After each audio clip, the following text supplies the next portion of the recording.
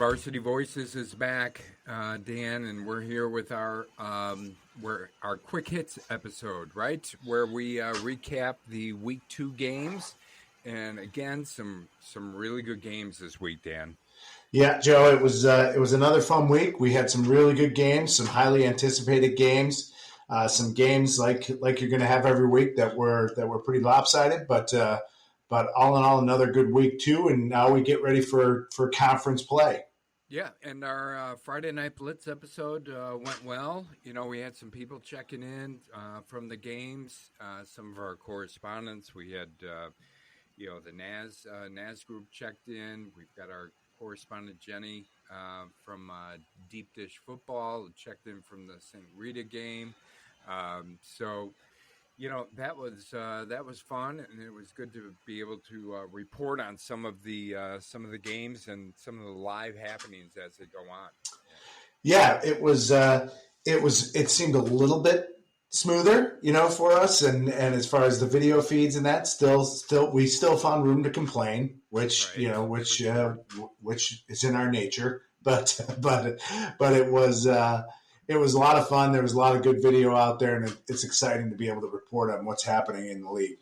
Yeah, for sure. And there were some really good games, as we mentioned and as we covered, right? And I think we should start right away with our recap and our quick hits here with the Battle of Pulaski, Dan. Brother Rice against Marist.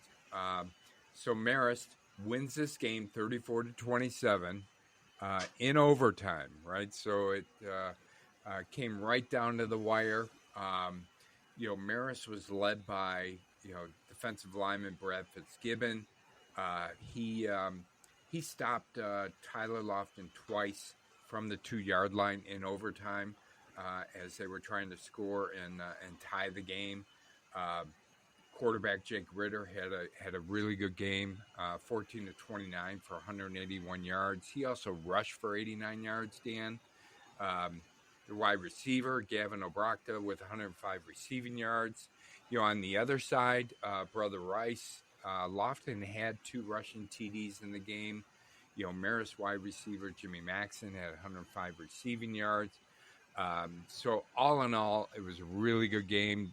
The players you're expected to step up on both sides did, and it really came down to the wire. So, again, Marist wins in overtime, 34-27 in the Battle of Pulaski. So next week, Brother Rice is against St. Rita, and Marist goes up against Montini. So that's where we're at with this game, Dan. And again, I'm going to mention Brad Fitzgibbon, who had a defensive lineman for Marist who had an outstanding game.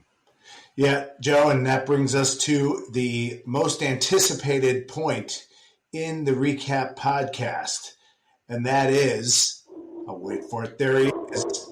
There he is. Zuko's Dawg of the Week. Zuko's Dawg of the Week. It was. Well, let's go finish here. Wait, he's not done yet, Dan. All Hold right. on. There we go. Oh, yeah, you got to hear that. It's our favorite.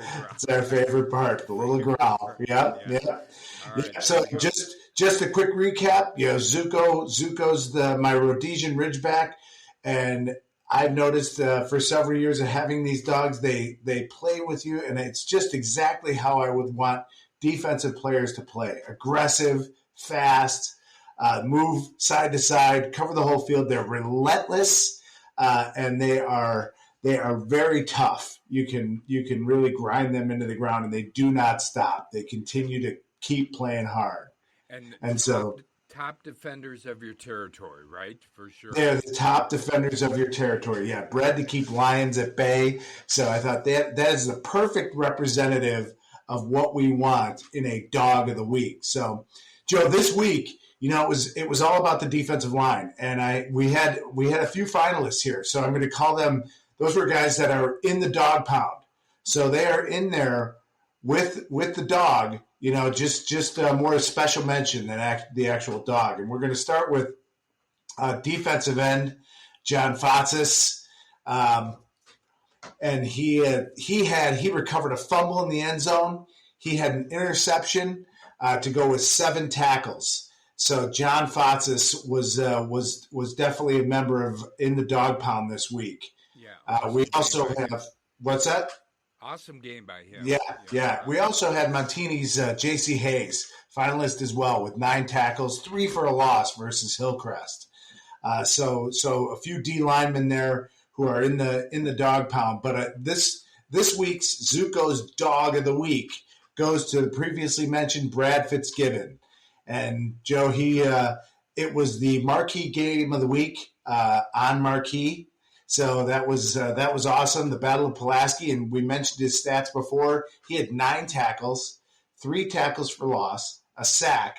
And as you mentioned, he led the way for a defense that had 2 big stops on Tyler Lofton from inside the 3-yard line in overtime to seal the victory for Marist over Brother Rice. Yeah. So this week's Dog of the Week is Brad Fitzgibbon, Marist High School. Awesome. Yeah, congratulations to Brad, Dan. He did. He had an awesome game. Yeah, he deserves a Dog of the Week for sure. Yeah, without a doubt. He's a worthy dog this week for week 2. So, Joe, we had other great games within the Catholic League. We had other highly anticipated games. We had St. Rita versus Mount Carmel, and Mount Carmel wins this one 28-0. For Mount Carmel, Xander Gorman had an interception. Jack Elliott at quarterback threw for 270 yards and a touchdown, rushed for another 60 yards and a touchdown. His favorite receiver again, sophomore Quentin Burrell, who had 6 catches for 60 yards and a touchdown. Defensively, for St. Rita, I know they had some performances as well. Matt Mucci had a sack, Jackson Barons with an interception, and Justin Bruckner had 2 sacks for Rita as well. But the story of the game, Joe, was Mount Carmel's defense. They showed up and let people know they are still a force to be reckoned with in the CCL Blue.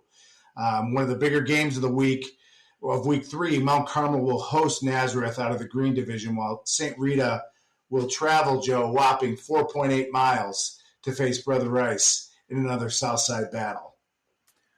All right. Well, that's a good recap there, Dan. Let's stick to the blue, right? And we'll a Saturday game, Loyola Academy against Glenbard West. So Loyola bounces back big time with a 42-7 win over Glenbard West.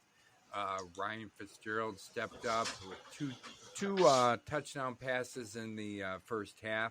He left with a minor injury, and they brought in sophomore quarterback Don Maloney.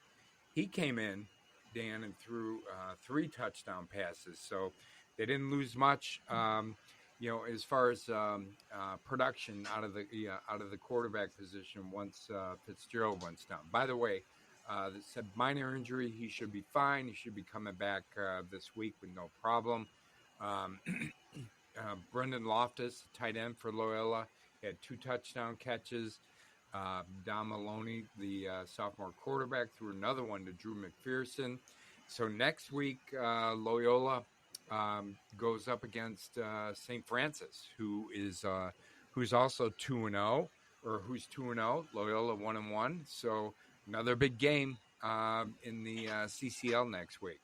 Yeah, Joe, we've got a lot of great games taking place, and interleague or interconference play starts in earnest next week. We did have another game that was technically a non-conference game, but it was within the Catholic League, and that was Fenwick versus St. Ignatius.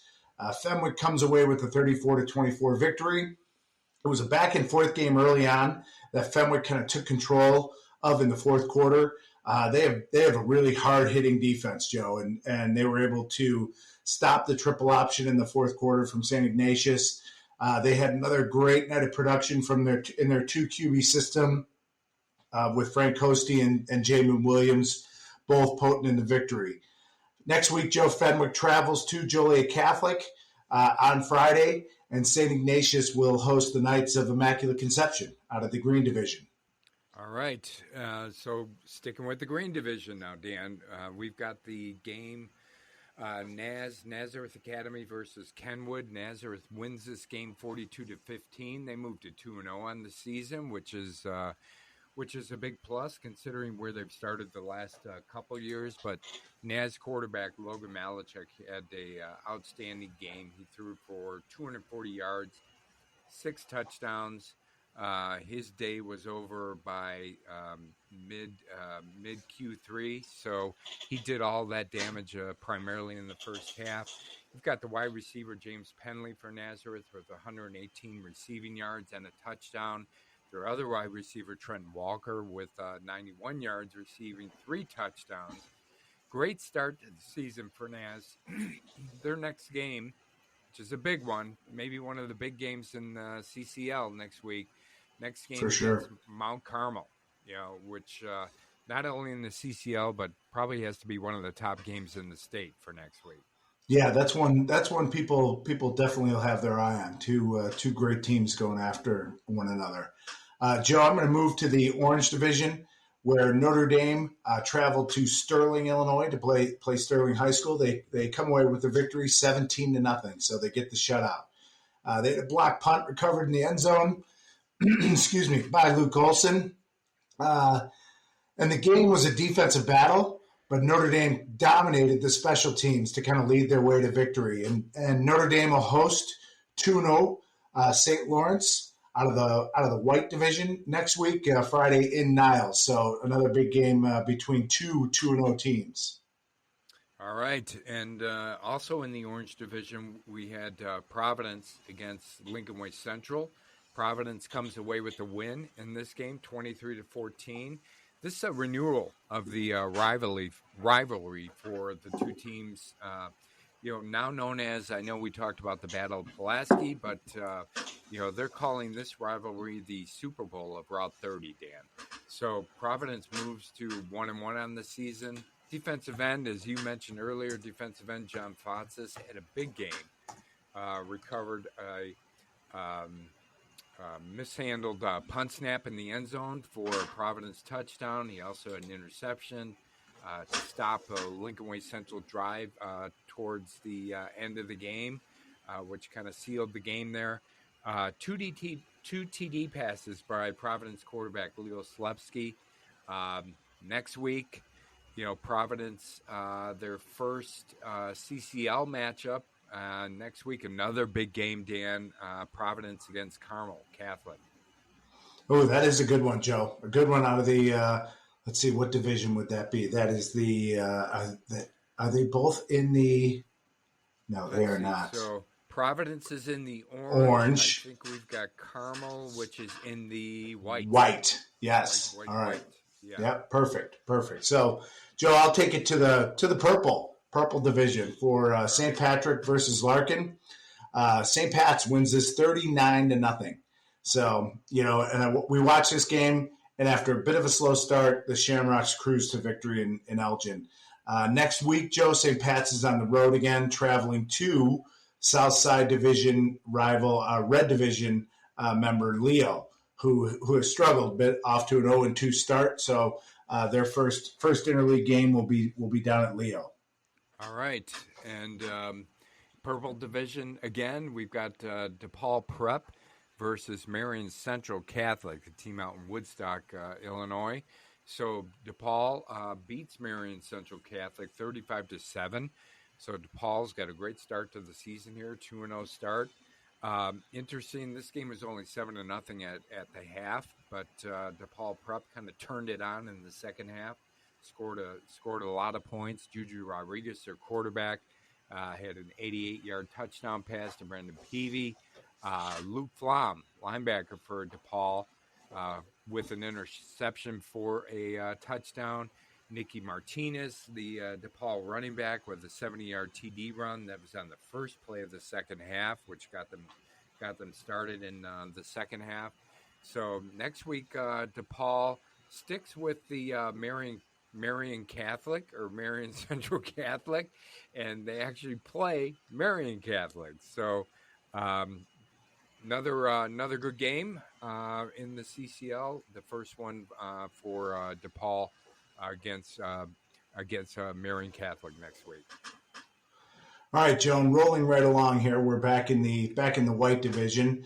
St. Lawrence 42, Evanston 7. So St. Lawrence has just been incredible on both sides of the ball early on in the season.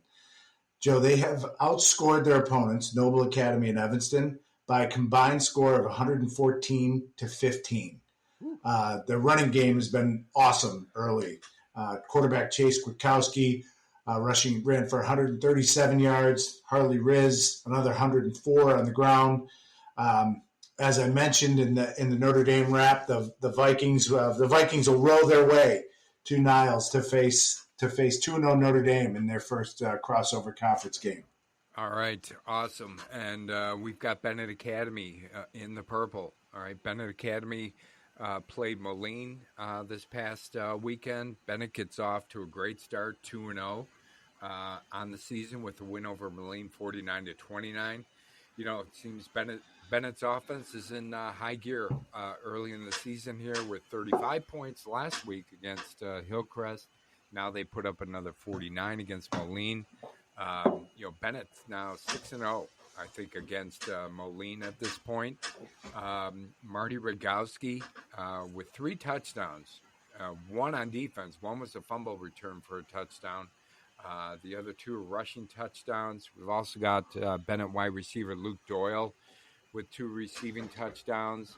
Now, next week, Bennett is going to travel to De La Salle, who had a big win this past weekend. You know, De La Salle's now 1-1, but Bennett travels there next Friday, or actually it's I'm not sure if they're there or if it's a home game, but Bennett against De La Salle next week.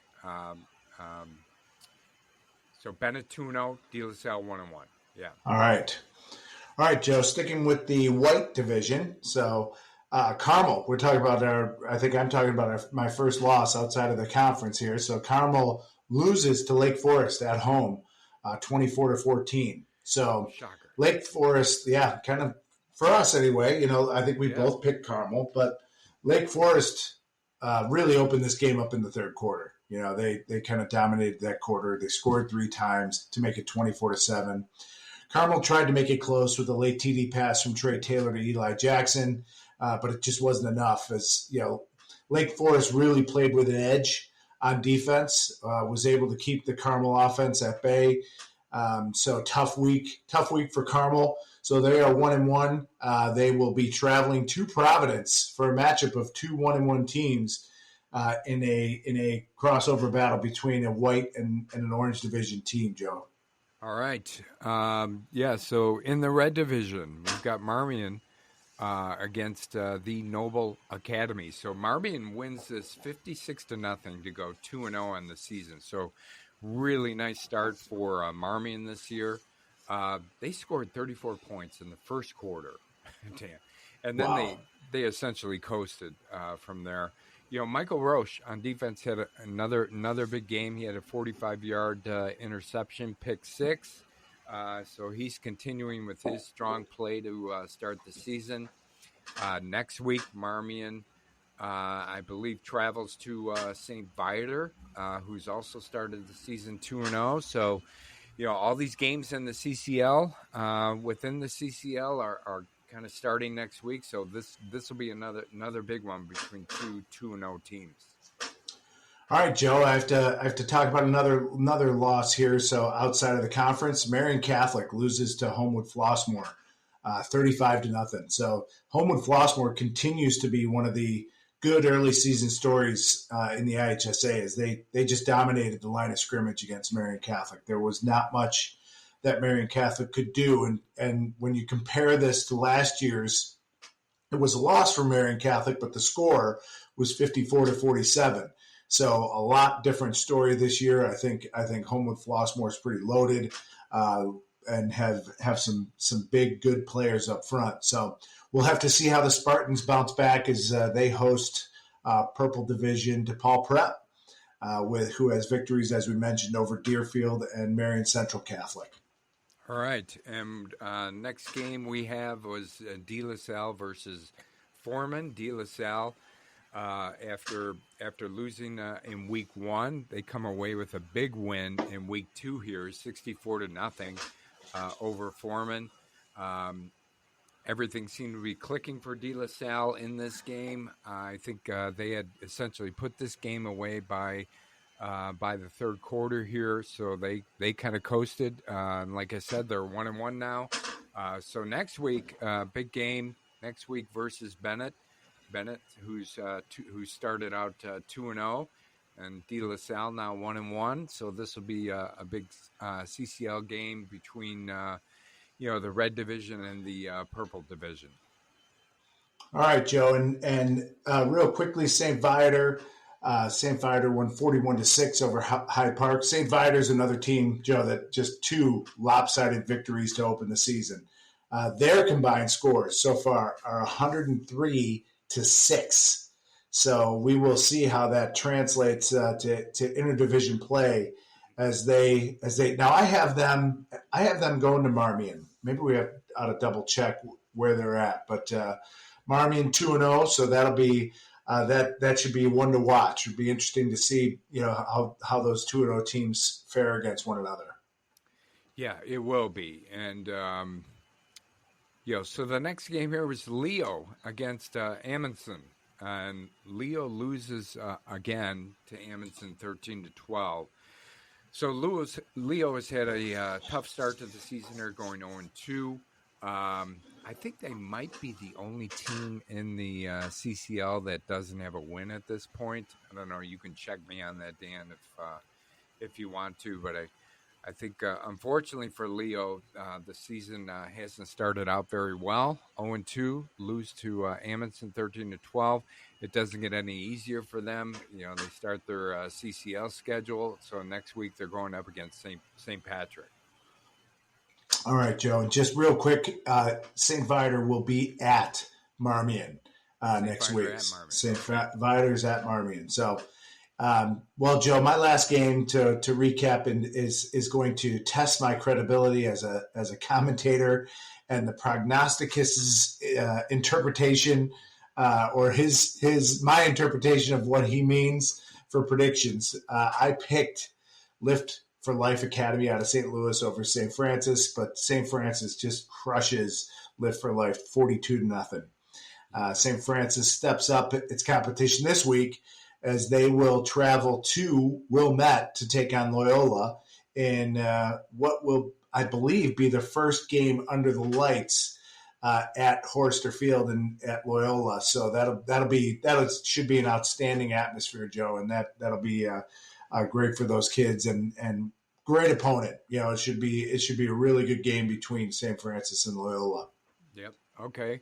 All right, good. And I think my last game here, Dan, was Montini versus Hillcrest. Montini beats Hillcrest 21-0. A little bit closer than maybe we anticipated, but Montini quarterback Israel Abrams, in this game had a significant amount of playing time.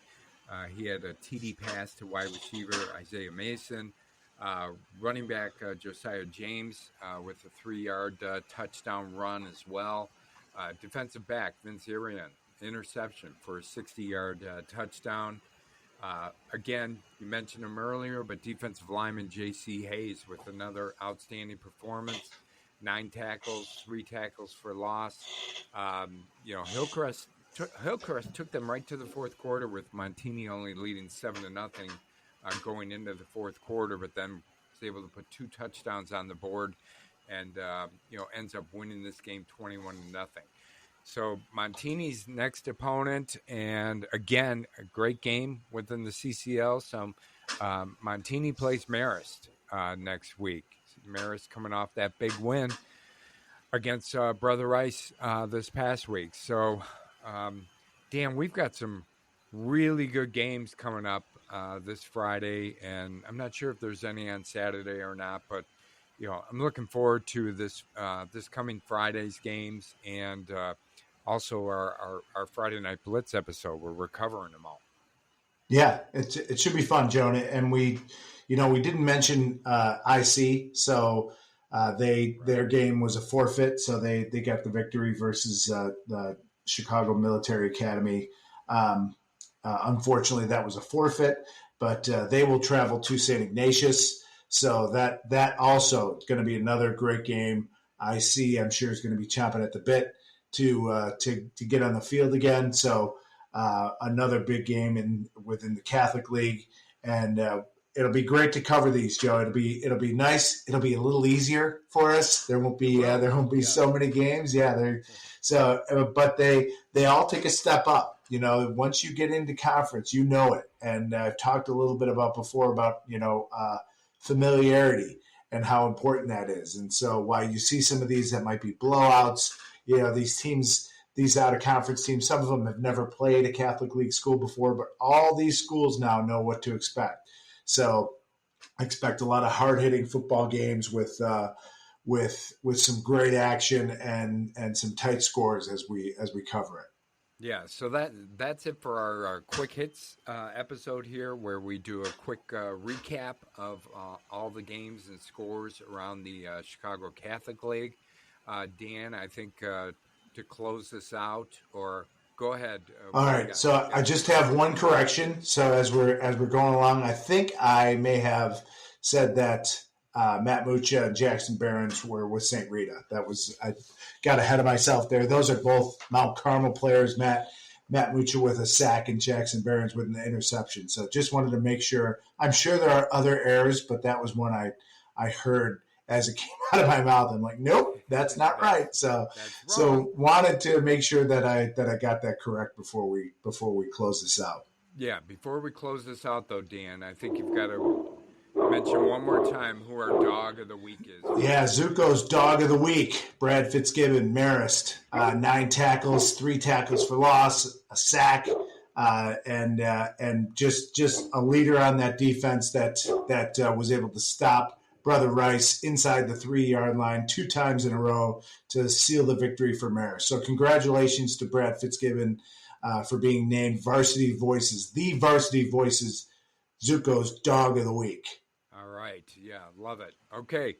Yeah, congratulations, Brad. So, again, that's our episode for our Quick Hits recap. We'll have a couple of episodes coming up this week for all of you to listen to. We'll have our preview episodes where we do our prognosticus predictions as well. So those will be coming up probably Thursday, Dan, right? Maybe Thursday, all of the divisions, or we might split it up. We'll see. But look for those coming out sometime this week. Thanks for listening. Thanks for following. Make sure you subscribe and like us wherever you're listening from. Remember, you can find us on all the social media. So if you want to reach out to us there, you can do that. You can also reach out to us at varsityvoices312@gmail.com. Feel free to make any comments. I don't know. We haven't got many comments, Dan. So maybe we're just that good. We are that good. We are that good. We did have one early on, right? We did get a you guys suck pretty early on. Yeah. But that was a friend. Yeah. If you can't count on your friends, who can you count on? Yeah, exactly. Right. All right. So that's it, people. And thanks for listening.